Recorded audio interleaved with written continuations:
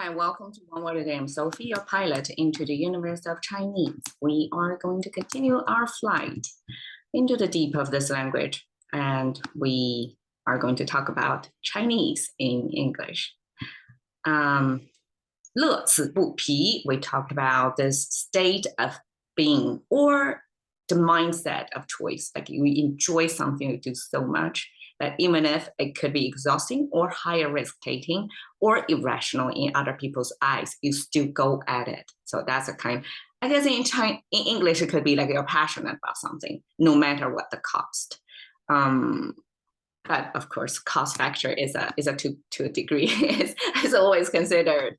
Okay, 疲于奔命 is today's expression. We have the same 疲, similar meaning, but in the context, it's from tiredness to exhaustion. Okay, why? I'm going to explain. 疲于奔命. The why comes from this character, 奔. It's running. And you can see almost this is somebody who's jumping over, like making big strides over. These are what? Tall grasses. This, in my view, these trident looking thing, 3 of them. 3 is enough. It's a lot already in Chinese to mean it's a massive amount of them. So even if only 3, we don't need to draw out a lot, right? Time is precious. So if take time to repeat it 3 times, that's a lot. Yeah, I guess you can view it as exponentially, right? If you draw 1, it's just 1, but if you draw 2, it's like 100, and then draw 3 of them, it's like 10,000 or something like that. Okay. Striding over. So this is a person in a rush, running in big strides, running or fast walking big strides. You can see the body is kind of stretched over. I like see body image in motion. Normally human figures just standing there, very static, very like in a posture that's composed, right? But this one is in motion, like this body is in action. It's fast walking, if not running, or jumping over obstacles, right? And even the head kind of expressed like bend it forward. So it's like taking the momentum, the weight is forever going forward leaning. And so it's, the weight keeps shifting. The momentum keeps changing. I mean, not the momentum, keep the momentum, forward momentum, so that the body weight keeps shifting forward, right? So that's the fast running or walking symbol. And imagine you after a long run, you're going to pant, you're going to sweat, and then you're going to feel that kind of exhaustion. So that's the level of exhaustion we talk about. So same character, Chinese. The benefit of Chinese is we don't go specific, we go multiple levels or degrees of specificity. Okay, so the scope or the level or the degree of the character is not defined by itself. It's defined by the context, like what other words are hanging out with this word, so that you can pin down this word's exact meaning. In this context, it's not tired, it's exhaustion. So it's still skin deep disease or sickness, right? Yesterday we talked about this is the bed frame and this is the headstand. And if you see the symbol in Chinese, even if it's the bed supposed to be horizontal, sometimes Chinese represent things vertically to save space. So if you see that, that means somebody who's so sick cannot go to do the farm work, have to stay in bed. That's the setting of that person. And if we express bed frame, that means that's a signifier of sickness. So sickness, there are different levels of sickness. And this is skin deep sickness. We talk about this is animal, beast head, and the rest of the body, dead body. And this is human hand, 3-finger human hand. And then this is the skin peeled off. So this is a skinning process we're depicting here. And that action of skinning and beast was captured to signify skin, become a noun. So the action was used to signify what they're doing. This is all about skin. So skin deep sickness. It's really not sickness. It's just, you know, too much energy output without replenishing fast enough of the input, right? Basically, that's what that is. So exhaustion have different degrees, right? So you have too much output, too little. So there is variation shades of degree of how exhausted you are or tired you are. So if this is tired, this is exhaustion, you can slide through this, right? So in this context, if we say 奔命, 奔, running, like making big strides, all over, jumping over obstacles, right? That is pretty exhausting. Okay, 鱼, 鱼 comes from these two horizontal lines and with very seldomly seen curvious line in Chinese. Well, occasionally we do see curved lines. We do have curved lines. I took it back. I mean, contemporary Chinese, it looks like meh, everything is boxy, flat, and you know, without a character. And I have to go to the ancient words depicting, you know, that's life more embedded in those characters. So I'm a big fan of the old way of depicting Chinese. So there's two horizontal lines. We learn it in a character of speaking. So that's sound bites going outward. So you're making sound. So, I mean, sound, if humans making sound, most likely either it's singing with melody or without melody, it's speaking, right? So it's some lyrics, some text going out of you. So it's more likely speaking, right?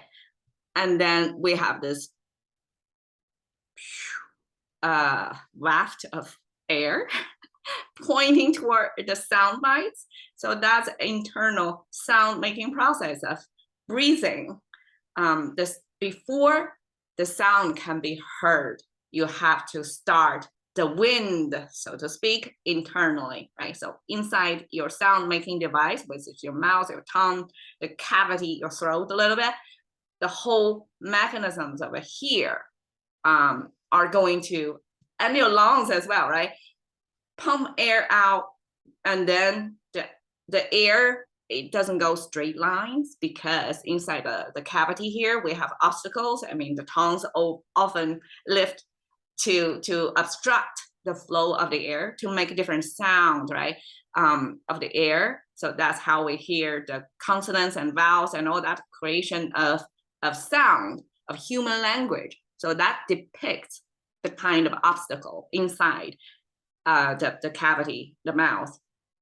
And then the result is once it goes out of your mouth, it's out in the world. And then these are the sound bits, the results of it, the product of it.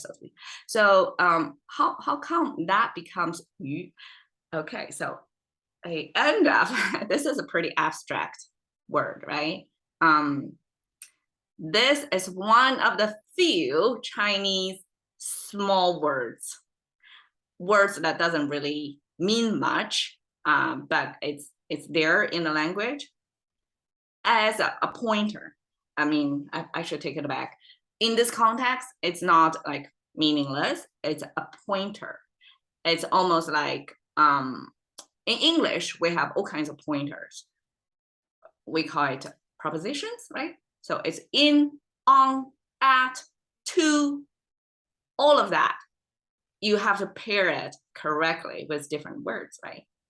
Chinese don't have such a problem.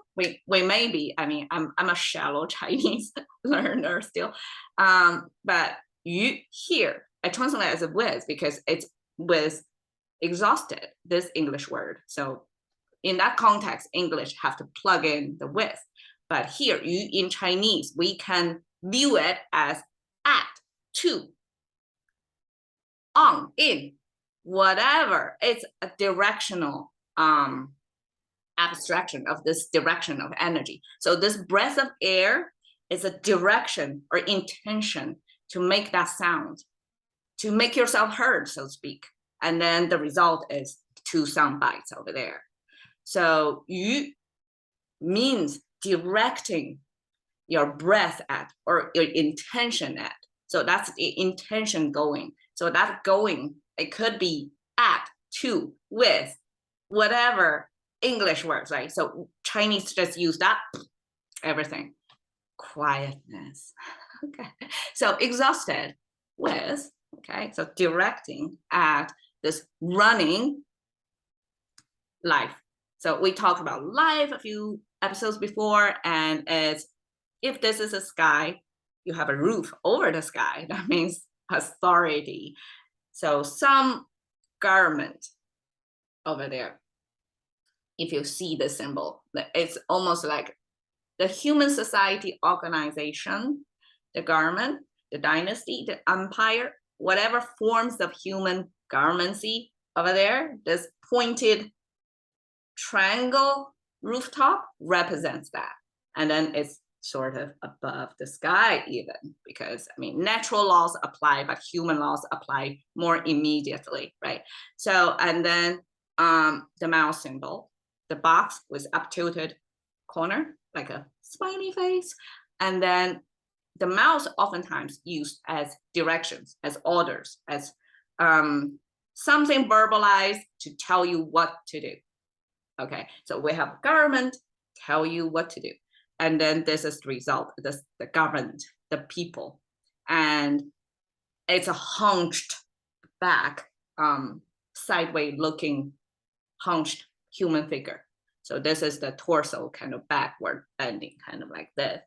And the legs kind of not straight kneed, but bent kneed a little bit, right? So that shows submission. That's the body language of submission, the governed people. So people follow government, whatever we're told to them. That's one interpretation, but sometimes, I mean, government can only reach you to so much, right? To a certain degree, affect your life to a certain degree. There are laws or maybe like unknown occurrences in life that's unexplainable. It's not part of the written, pre-written script. You never know what's going to happen, right? So that sense also captured in this life. It's like pre-written destiny. Or it could be your livelihood, your track, like where you're on, like how you make a living, basically. So life here is probably making a living because you have to keep running at it. You have to make it spin. You have to make it run. You have to make your life income, outcome. I mean, I just realized income and outcome. Okay. You make to have enough income to cover your spending, right? So you need to have this continuation of flow, cash flow, so to speak, if we look at life financially. So this exhausted, like last one, we have delighted, even if it's tired or high risk taking, right? And here is only exhausted. There's no enjoyment to pair with this phrase. But instead, you're exhausted with, you have to keep livelihood running. You have to keep working at it so that you can make enough money to cover, right? So this is a Chinese way of English expression of rat race. English rat race probably comes from this convenience of alliteration, right? We have RR together, so it's easier to click, to be captured, and to be captured into the language, and everybody eventually just refer to rat race without thinking much of it. But there are this image of rat, like multitudes of them, right? And then race, like keep running. So I feel like this running corresponds nice with this race image, but Chinese capture this result of running continuously, of this tiredness, this human cost of running, keep running without the enjoyment part. Like it's tiring, it's tilling, it's working daily to make a living without the enjoyment part. So basically, that's a Chinese version of rat race. Not very fluent today, so thank you for bearing with me. All right, cash into the currency of thinking with one word a day with me, Sophie. See you another day.